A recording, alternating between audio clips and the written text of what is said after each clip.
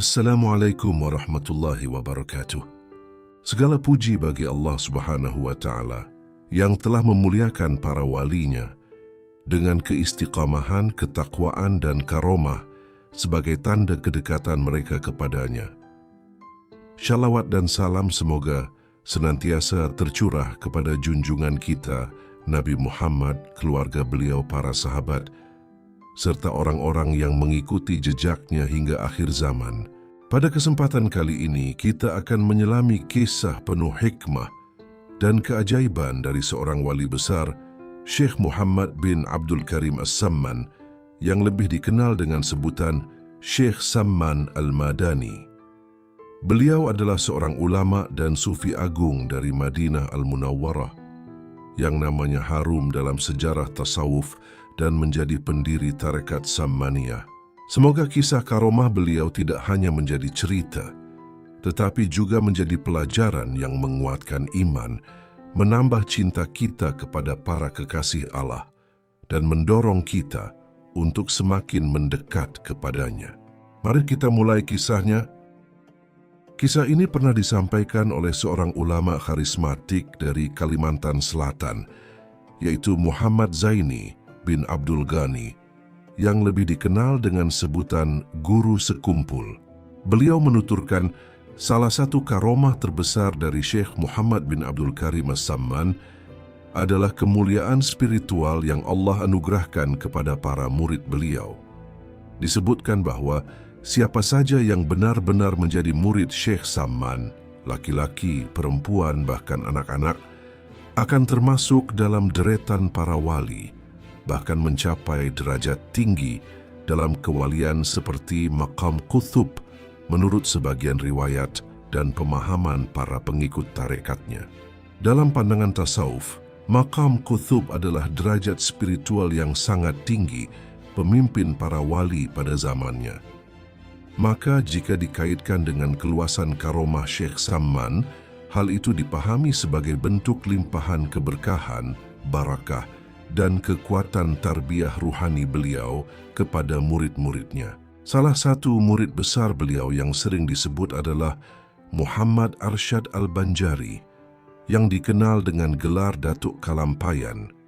Dalam tradisi masyarakat Banjar, beliau juga disebut sebagai khalifah mutlak dalam tarekat Sammaniyah di wilayah tersebut, menunjukkan kedudukan spiritual dan keilmuan yang sangat tinggi. Kisah ini dipahami oleh para pecinta tasawuf bukan sekadar sebagai klaim kedudukan, tetapi sebagai gambaran betapa kuatnya bimbingan ruhani seorang wali yang benar-benar membimbing muridnya menuju Allah. Namun pada hakikatnya, derajat kewalian tetap menjadi rahasia Allah, dan yang paling utama adalah istiqamah dalam iman, ilmu, dan amal. Karomah terbesar para wali sejatinya bukan hanya pada keajaiban luar biasa, melainkan pada kemampuan mereka membentuk hati manusia menjadi lebih dekat kepada Allah. Dalam berbagai riwayat para murid dan dalam kitab-kitab manaqib tarekat, salah satu karomah besar dari Syekh Muhammad bin Abdul Karim As-Samman adalah peristiwa yang menunjukkan keluasan pertolongan Allah melalui dirinya kepada para murid yang berada jauh dari Madinah. Riwayat ini disebut dalam tradisi lisan tarekat Sammaniyah dan dicatat dalam beberapa kitab manaqib seperti Manaqib As-Samman serta karya-karya tabaqat para sufi seperti Tabaqat Al-Awliya yang menghimpun kisah-kisah kewalian dan karomah para aulia.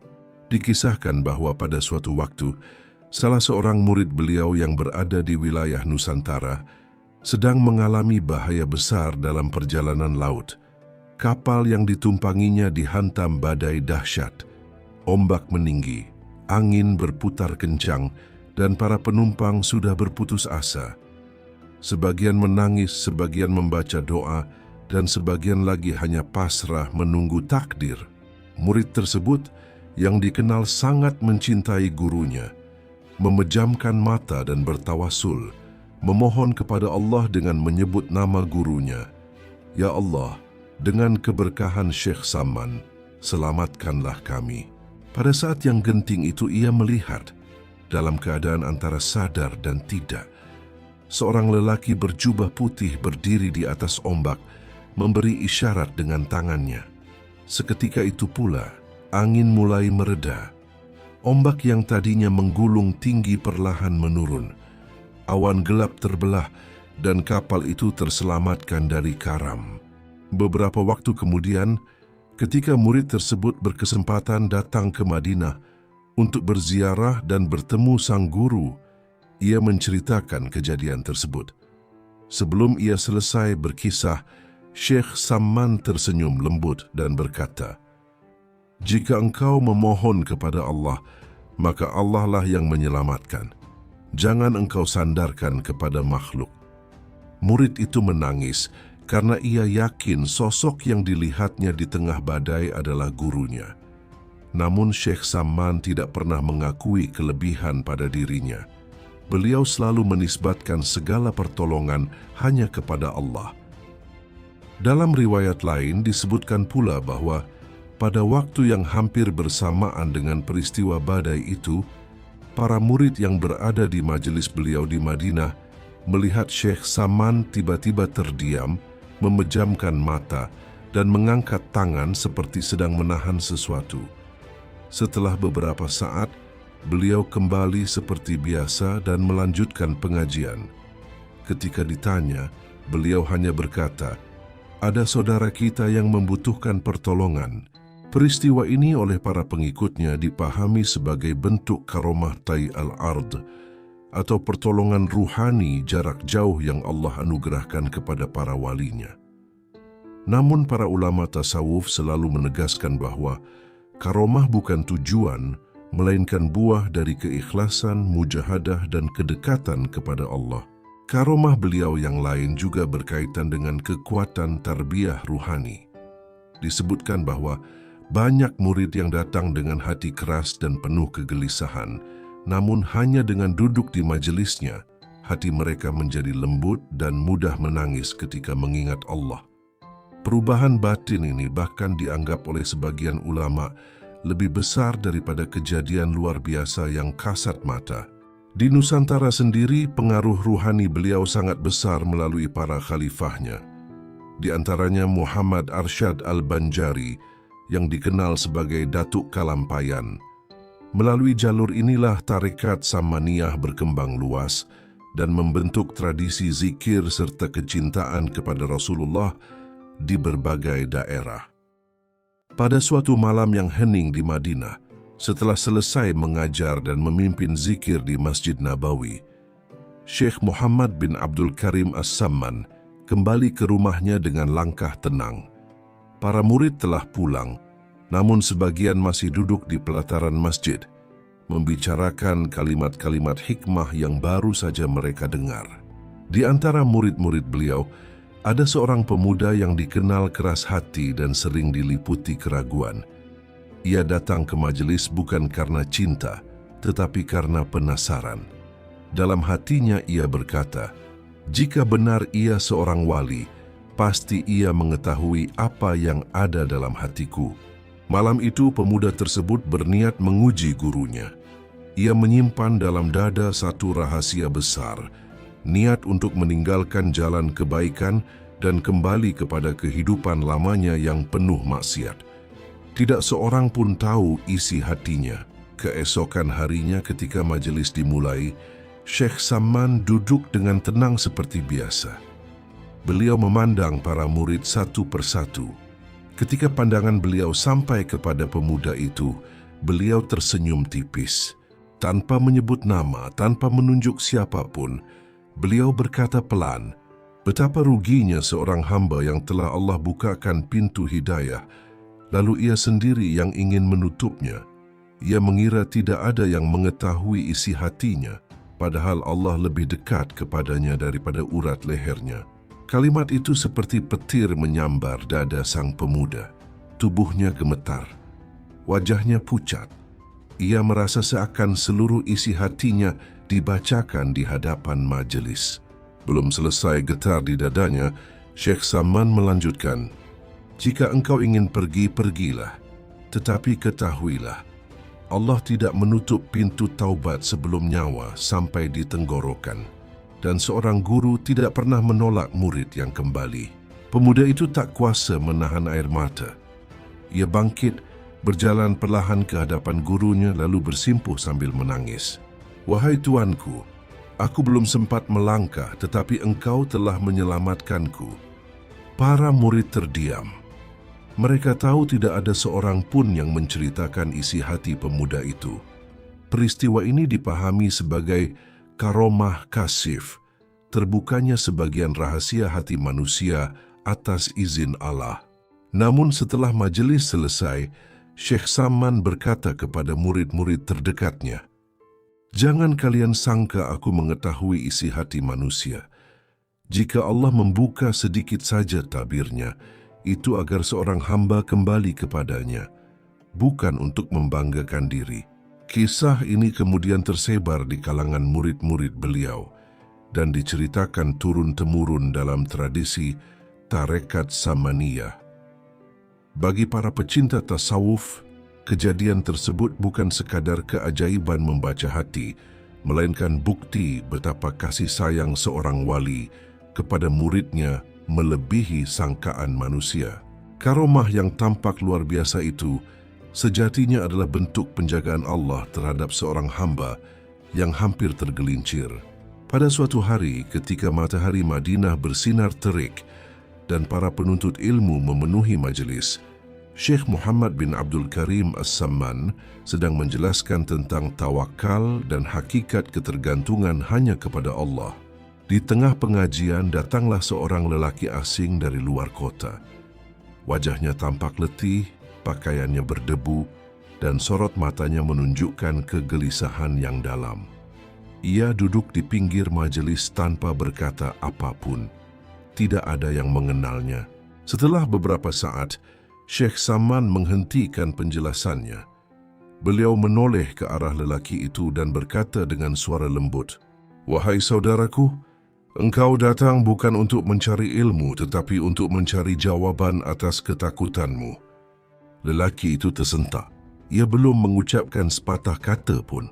Beliau melanjutkan, "Engkau meninggalkan negerimu karena takut rahasiamu terbongkar. Engkau khawatir aib masa lalumu diketahui orang.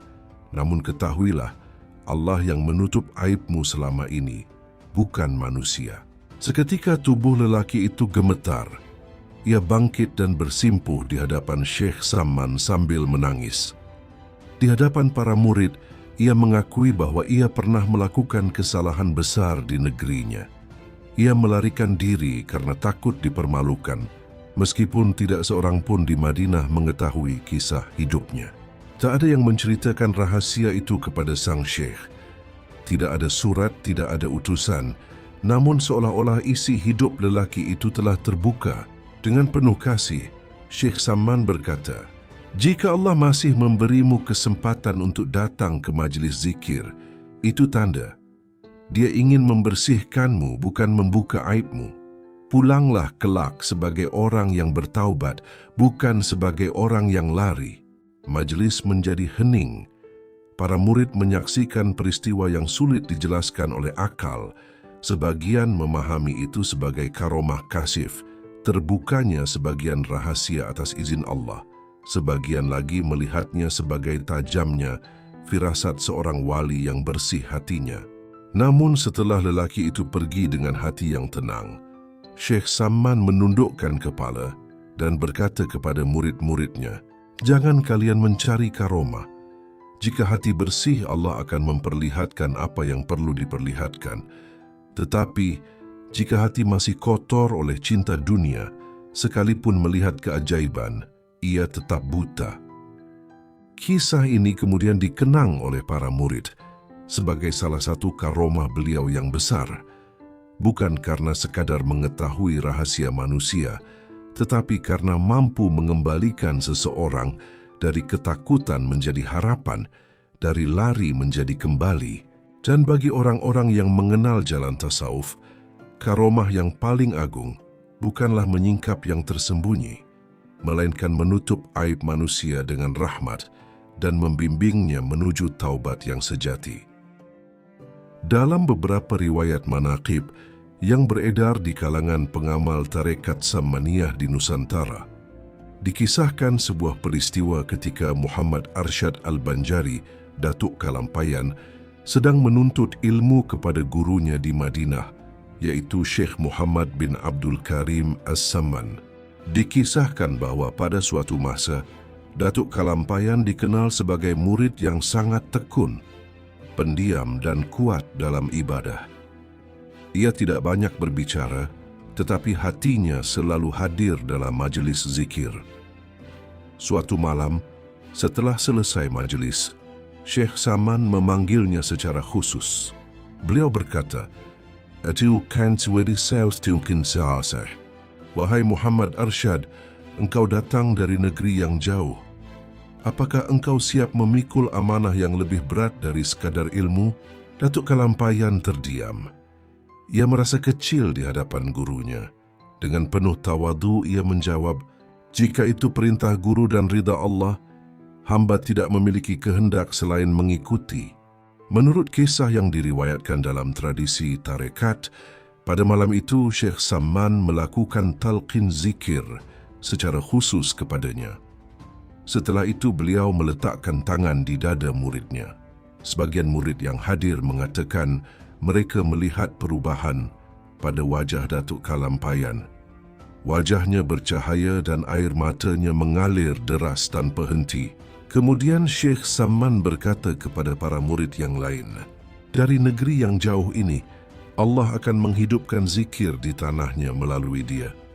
Beberapa riwayat bahkan menyebutkan bahawa pada saat itu, Syekh Samman memberi isyarat bahawa kelak Datuk Kalampayan akan menjadi khalifah yang memegang penyebaran tarekat di negerinya dengan kedudukan yang sangat tinggi dalam maqam ruhani. Karomah yang dipahami para pengikut tarekat bukan hanya pada peristiwa luar biasa yang tampak, tetapi pada kenyataan sejarah setelahnya. Ketika Datuk Kalampayan kembali ke Kalimantan, ia benar-benar menjadi ulama besar, menyebarkan ilmu, mendirikan pusat pengajaran, dan menguatkan syariat serta tasawuf di masyarakat Banjar. Pengaruhnya begitu luas, hingga namanya tetap hidup dalam sejarah keislaman Nusantara.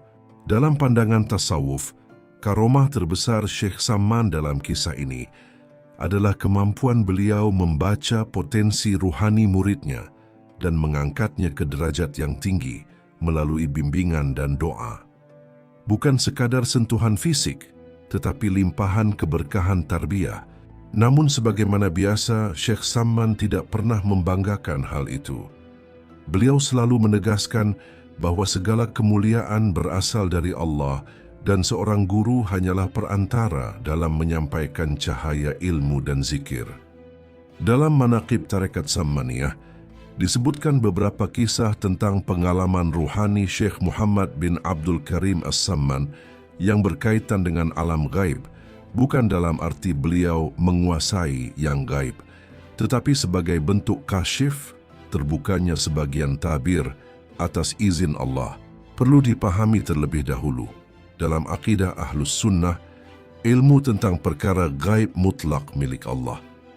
Para wali tidak mengetahui gaib secara mandiri, melainkan jika Allah berkehendak menyingkapkan sebagian perkara sebagai karomah atau hikmah. Kisah-kisah berikut beredar dalam literatur manaqib dan tradisi tarekat bukan sebagai dalil akidah, melainkan sebagai kisah spiritual. Dikisahkan bahawa pada suatu malam di Madinah, setelah majelis zikir yang panjang, Syekh Samman tetap duduk sendirian di sudut masjid. Para murid telah pulang, lampu-lampu mulai redup, dan suasana hening menyelimuti Masjid Nabawi. Tiba-tiba beliau memanggil salah seorang murid terdekatnya dan berkata, "Sejangan engkau duduk di tempat itu malam ini." Murid itu heran, namun ia patuh. Ia berpindah ke sisi lain masjid. Tidak lama kemudian, sebagian atap kayu tua di tempat yang semula hendak ia tempati runtuh akibat kayu yang lapuk.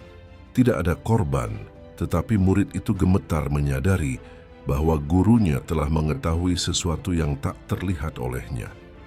Ketika ditanya bagaimana beliau mengetahui hal itu, Syekh Samman menjawab, jika hati bersih dari selain Allah, kadang Allah memperlihatkan apa yang tersembunyi. Tetapi jangan engkau mencari itu, carilah Allah, bukan kasyif. Dalam riwayat lain disebutkan bahwa beliau pernah berbicara tentang keadaan seorang murid yang berada ribuan kilometer jauhnya. Di tengah majelis, beliau tiba-tiba berkata, "Saudara kita di timur sedang diuji dengan kesedihan. Doakan dia." Para murid terdiam. Tidak ada surat, tidak ada kabar yang datang. Namun beberapa bulan kemudian, ketika seorang penuntut ilmu dari Nusantara tiba di Madinah, ia menceritakan bahwa pada waktu yang disebutkan, salah seorang murid senior memang sedang mengalami musibah besar. Sebagian murid memahami ini sebagai bentuk idrak ruhani, keterhubungan hati para wali dengan muridnya atas izin Allah. Ada pula kisah tentang pertemuan beliau dengan makhluk halus, jin, yang datang mengganggu salah satu muridnya. Seorang murid pernah mengadu bahwa ia mengalami gangguan aneh setiap malam. Setelah memperbanyak zikir, Syekh Samman tidak panik. Beliau berkata, "Teruskan zikir, jangan engkau takut." Kemudian beliau memimpin zikir khusus dan membaca doa perlindungan. Malam itu murid tersebut melihat dalam mimpinya seolah-olah ada cahaya besar mengusir bayangan gelap dari rumahnya. Sejak saat itu gangguan tersebut hilang. Ketika murid itu menceritakan mimpinya, Syekh Samman hanya berkata, "Zikir adalah cahaya. Kegelapan tidak akan bertahan di hadapannya." Dalam tradisi tasawuf, ini dipahami bukan sebagai pertarungan mistis, melainkan sebagai bukti kekuatan zikrullah yang mampu membersihkan ruang batin dan lahir. Riwayat lain menyebutkan bahwa Syekh Samman pernah menjelaskan tentang alam barzakh dengan detail yang membuat murid-muridnya menangis, seakan-akan beliau menyaksikan keadaan ruh manusia setelah wafat. Namun ketika ditanya apakah beliau melihatnya secara langsung, beliau menjawab, "Barang siapa membersihkan hatinya, maka ia akan memahami ayat-ayat Allah dengan penghayatan yang hidup. Tetapi hakikat alam gaib tetap miliknya." Beliau selalu menegaskan batas. Karomah bukan tujuan, membuka tabir bukan cita-cita, yang dicari adalah ma'rifatullah. Dalam banyak riwayat, justru karomah terbesar beliau terkait alam gaib adalah sikapnya yang tidak tertarik pada hal-hal tersebut.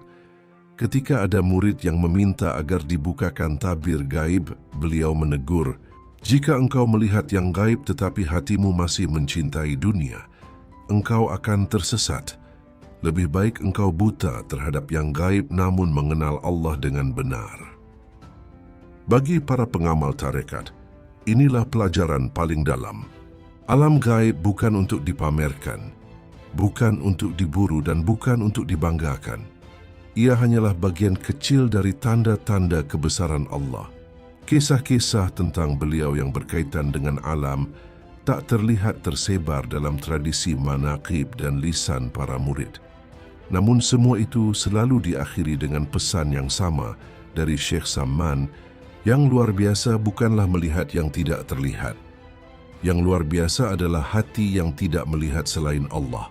Pada suatu masa ketika usia beliau telah matang dan murid-muridnya semakin banyak, Syekh Muhammad bin Abdul Karim As-Samman memperbanyak khalwat, uzlah, menyendiri untuk beribadah dan bermunajat kepada Allah. Dikisahkan beliau pernah beruzlah selama beberapa hari di sebuah ruangan kecil di dekat Masjid Nabawi. Tidak banyak yang mengetahui kecuali murid terdekatnya. Selama masa itu beliau hampir tidak makan, tidak berbicara, dan hanya memperbanyak zikir serta salawat. Pada malam ketiga khalwat tersebut, salah seorang murid mendengar suara tangis yang sangat dalam dari ruangan itu. Bukan tangis biasa, melainkan tangis penuh kerinduan dan ketundukan. Murid itu mengatakan bahwa suasana di sekitar tempat itu terasa berbeda. Sangat hening seakan-akan waktu melambat. Keesokan harinya ketika beliau keluar, Wajahnya tampak berseri namun sangat tenang. Seorang murid memberanikan diri bertanya, "Wahai tuanku, apakah yang engkau rasakan dalam khalwat itu?"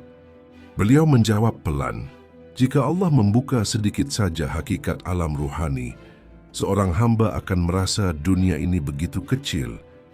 Dalam riwayat lain disebutkan bahwa pada masa khalwat tersebut, sebagian murid bermimpi melihat cahaya besar memenuhi ruangan tempat beliau menyendiri.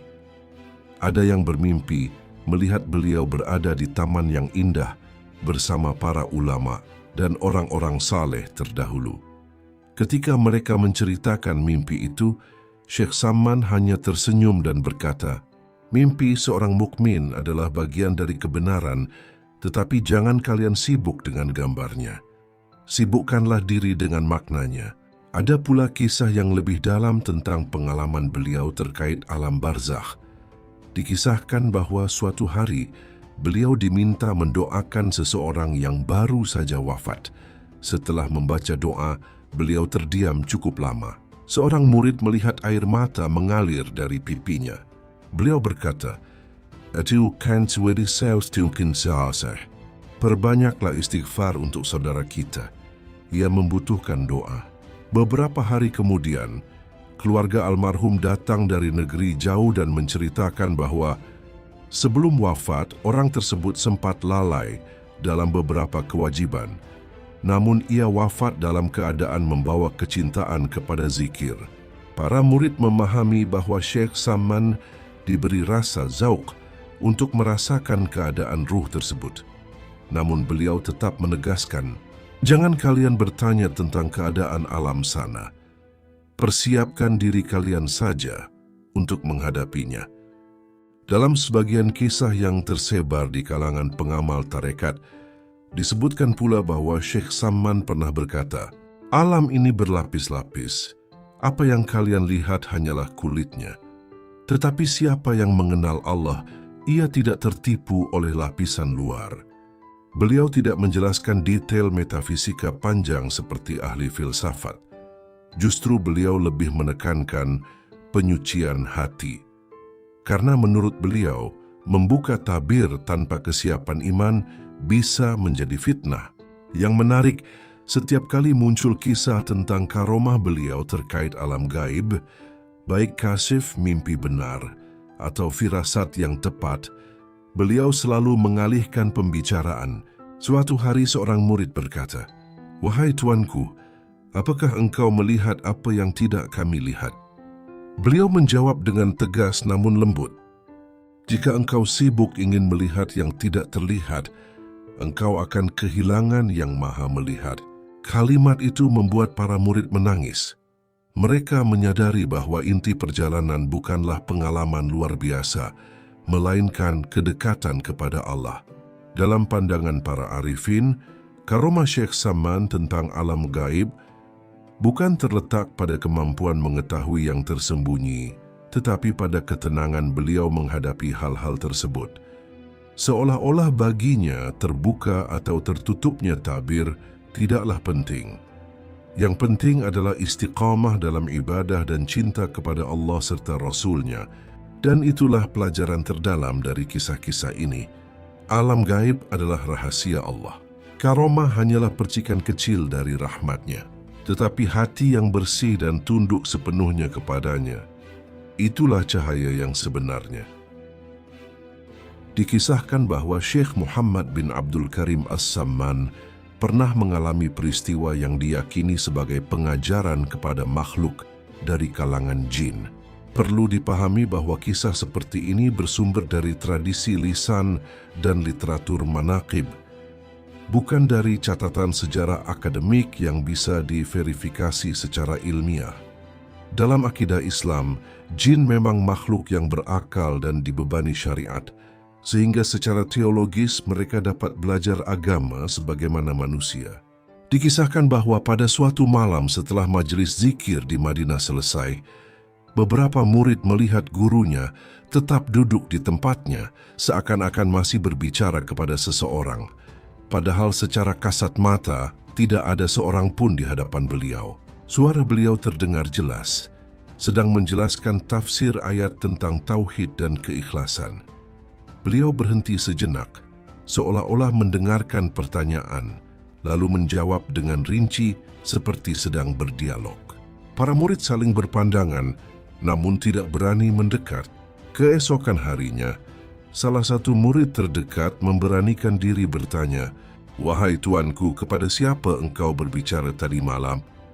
Beliau menjawab dengan tenang, "Sebagaimana manusia membutuhkan ilmu, makhluk lain pun membutuhkannya. Jangan kalian heran.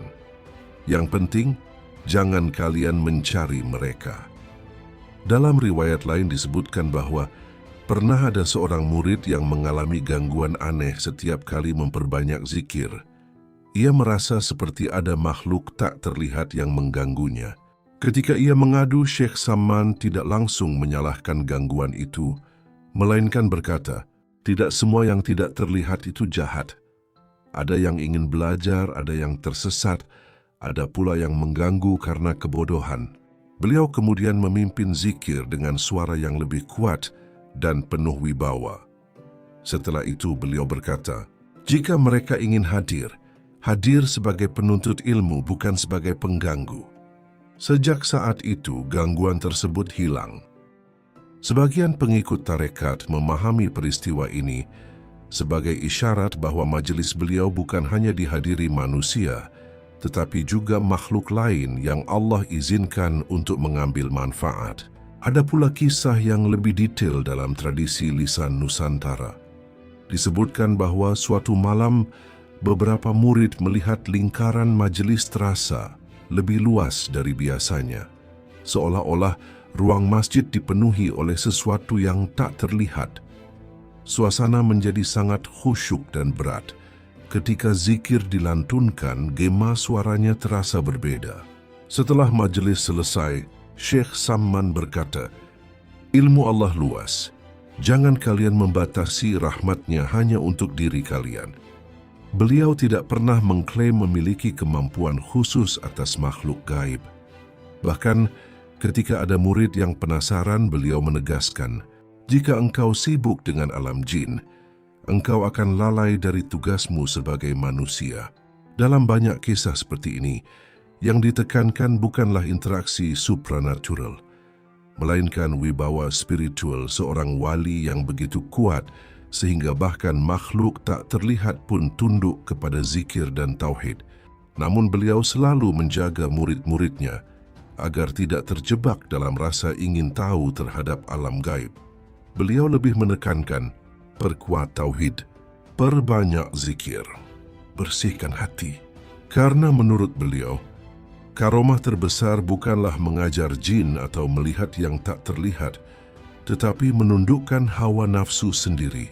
Bagi para arifin, kisah-kisah ini bukan untuk dibesar-besarkan, tetapi untuk menunjukkan keluasan dakwah seorang wali. Jika benar ada makhluk dari kalangan jin yang belajar, itu hanyalah bagian dari keluasan rahmat Allah, bukan keistimewaan pribadi yang patut dibanggakan. Dan sebagaimana sering beliau tegaskan, jangan kalian mencari keajaiban. Jika Allah menghendaki sesuatu terjadi, itu bukan karena kekuatan hamba, tetapi karena kekuasaannya.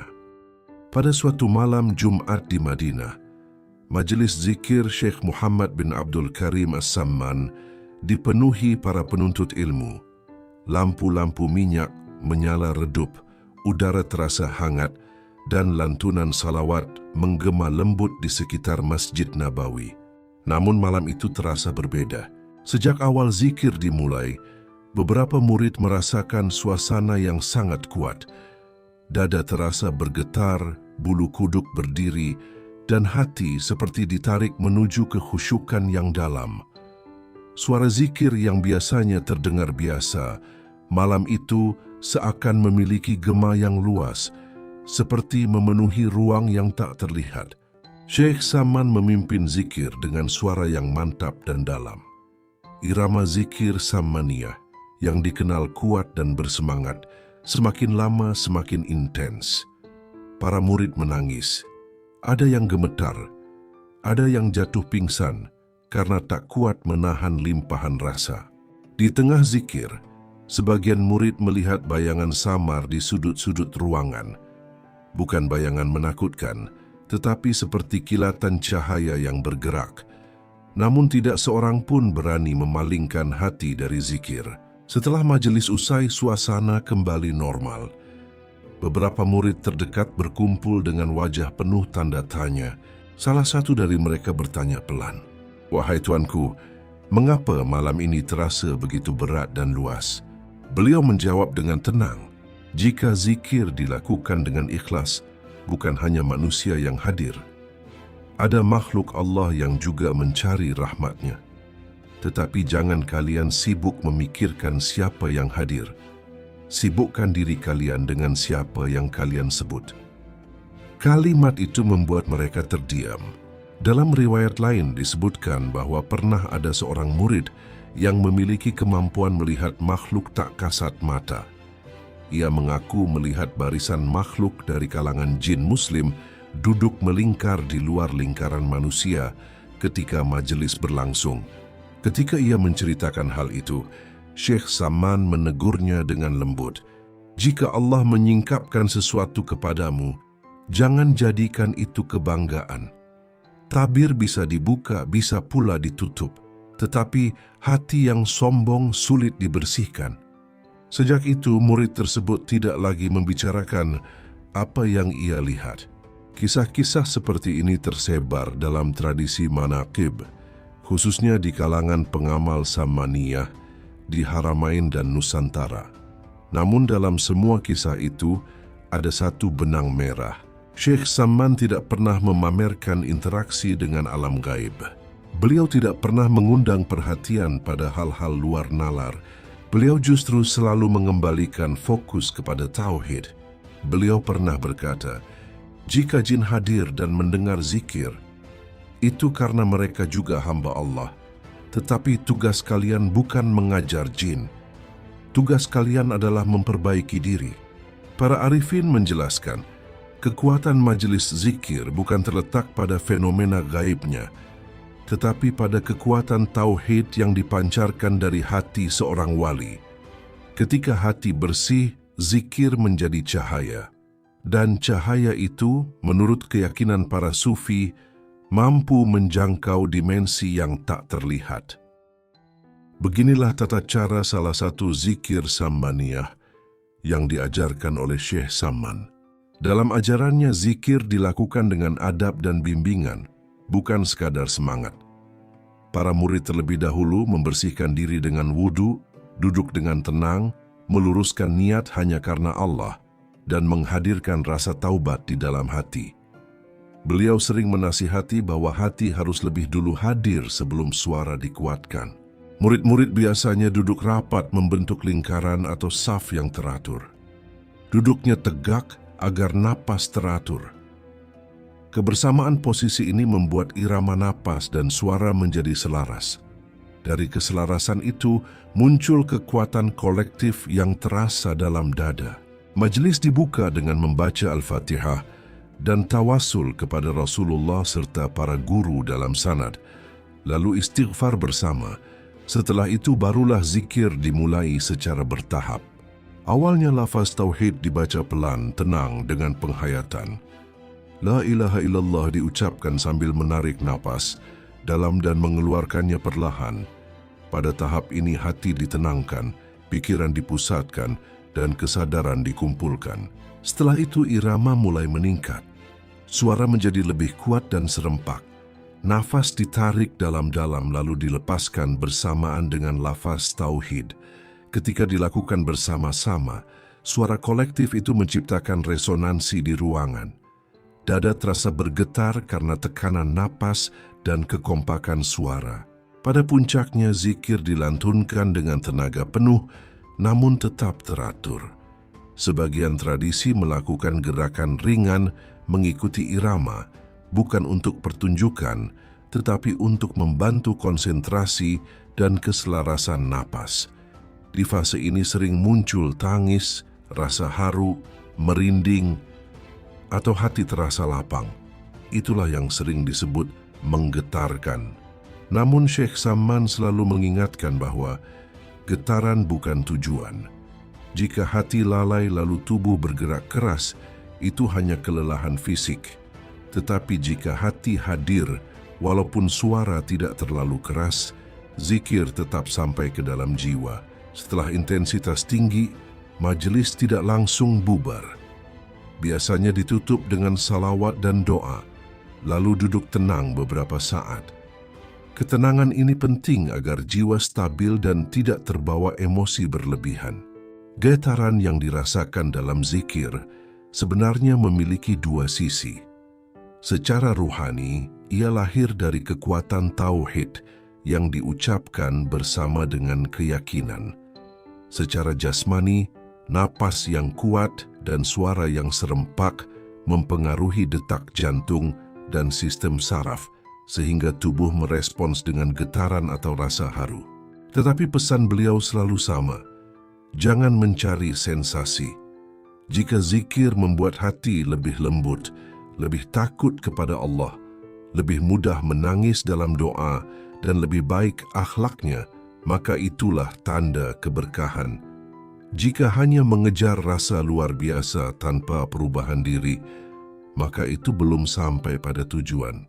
Dalam tradisi tarekat, zikir yang kuat seperti ini dilakukan dalam bimbingan guru agar tetap seimbang antara semangat dan ketenangan.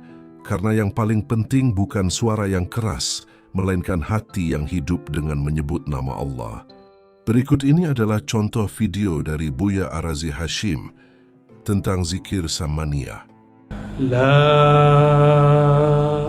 ilaha illallah. Seperti itu. Baca syahadat. Asyhadu an la ilaha illallah. Ikuti dalam hati, ya Allah, aku bersaksi, aku menerima. Tiada yang berhak disembah kecuali Engkau. Wa asyhadu anna Muhammadar Rasulullah. Aku bersaksi, aku menerima, aku berikrar bahwa Nabi Muhammad adalah Rasul Engkau. Demikianlah kisah dan pelajaran yang dapat kita ambil dari perjalanan hidup dan karomah para kekasih Allah, termasuk Syekh Muhammad bin Abdul Karim As-Samman. Semoga setiap kisah yang kita dengar bukan sekadar menjadi cerita yang mengagumkan, tetapi menjadi cermin untuk memperbaiki diri dan menambah cinta kita kepada Allah dan Rasul-Nya. Karomah terbesar bukanlah perkara luar biasa yang menembus batas nalar, melainkan hati yang istiqamah dalam zikir, lisan yang basah dengan salawat, dan akhlak yang semakin lembut kepada sesama. Jika setelah mendengar kisah ini, hati kita menjadi lebih takut berbuat dosa, lebih rindu beribadah, dan lebih semangat mencari ilmu, maka itulah keberkahan yang sesungguhnya. Channel Cerita Islami ini hadir untuk mengajak kita mengambil hikmah dari kisah para nabi, wali-wali Allah, dan orang-orang saleh terdahulu. Bukan untuk mengkultuskan manusia, tetapi untuk meneladani ketakwaan, kesabaran, dan kecintaan mereka kepada Allah. Semoga setiap tayangan menjadi amal jariyah, membawa manfaat dunia dan akhirat, serta menjadi sebab turunnya rahmat dan hidayah bagi kita semua. Wassalamualaikum warahmatullahi wabarakatuh.